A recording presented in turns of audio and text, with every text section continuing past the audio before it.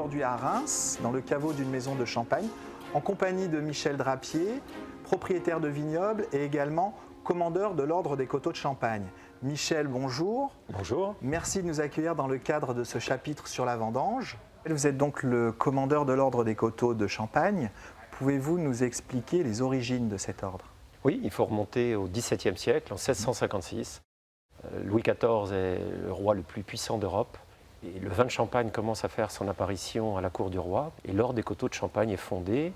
Et Boileau commence à en parler, plutôt en termes élogieux, à l'époque. Donc presque disparu au début du siècle dernier, l'Ordre des Coteaux renaît un petit peu de ses cendres en 1956.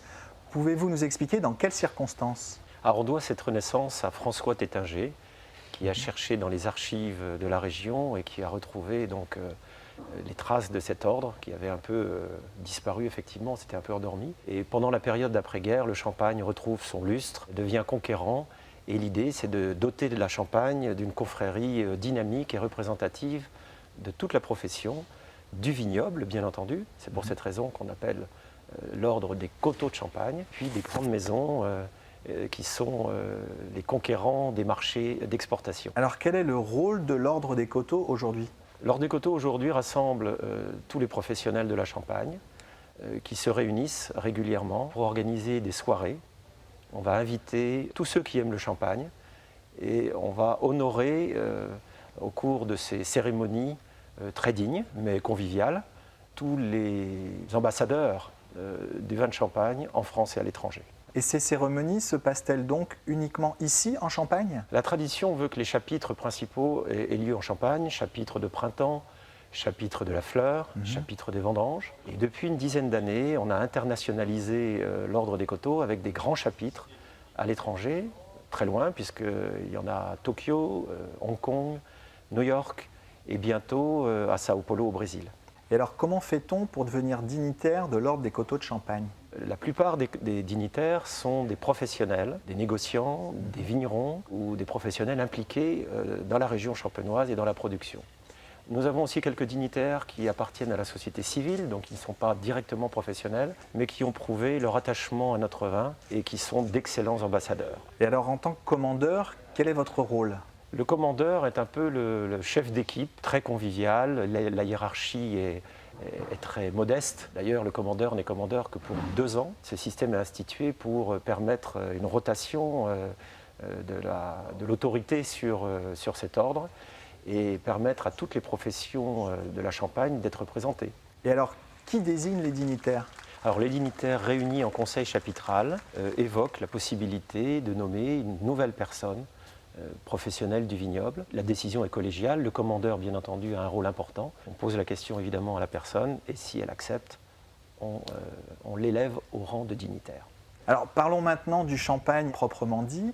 Quelle est l'origine du nom Champagne ? Alors ça vient du latin, le mot campagna qui veut dire plaine. Et la Champagne, c'est une vaste plaine sur des sols calcaires. Et cette province latine s'est transformée avec le temps en Champagne. Et on a choisi ce nom puisque les vins issus de cette région, unique au monde, venaient de ce terroir. Pouvez-vous nous expliquer l'historique de ce terroir ?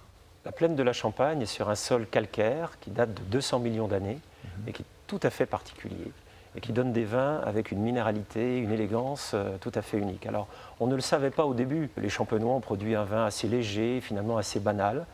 Et au cours des siècles, en particulier au XVIIIe siècle, le génie des Champenois, ça a été de comprendre cette faculté qu'ont nos vins à mousser, la prise de mousse dans la bouteille, et favoriser cette finesse, cette élégance pour en faire un vin de fête, un vin digeste, et un vin qui va ravir les cours d'Europe, et puis bien au-delà aujourd'hui. Alors depuis la réforme de l'INAO en 2007, chaque appellation d'origine est régie par un cahier des charges bien précis. Est-ce que vous pouvez nous donner les grandes lignes du cahier des charges pour l'appellation Champagne ? L'appellation, c'est d'abord un terroir, c'est absolument essentiel, puisqu'un raisin produit sur ce terroir est unique.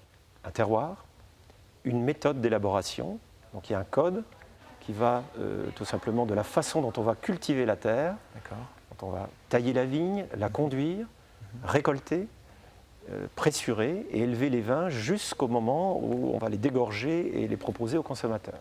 Donc ces techniques sont tout à fait codifiées Et chaque professionnel doit les respecter. Et tout cela est bien entendu contrôlé par de nombreux organismes. Il y en a environ 5 qui vont contrôler toutes ces étapes. Commandeur, merci. Merci à vous. Quant à vous, je vous dis à bientôt pour une nouvelle édition, toujours à la découverte du champagne.